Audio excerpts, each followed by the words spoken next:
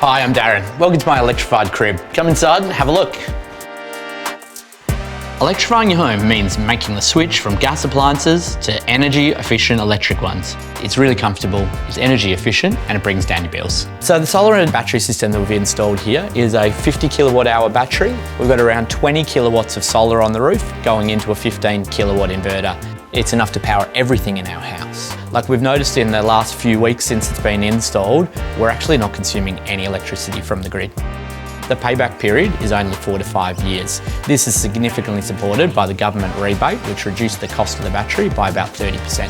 And any excess energy is being exported to the grid, putting extra cash in my pocket. So we've installed an induction cooktop. The great thing about induction cooktops, they are faster, great to cook on, easy to clean, and safer than gas. This home's heated by an electric heat pump. What that means is you've got electric heating to keep your house warm in winter, and you've got electric cooling to keep your house cool in summer. So all the hot water comes from this guy. This is a heat pump electric hot water system. It uses 70% less electricity than a standard electric hot water system. The way a heat pump works is it takes all of the hot air out of the environment and puts it into the hot water. It works like a reverse fridge. The other great thing about this is I can heat all the hot water from the solar on my roof.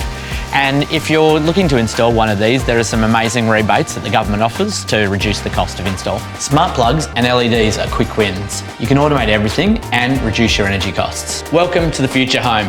Now it's knock-off time, so it's time to leave.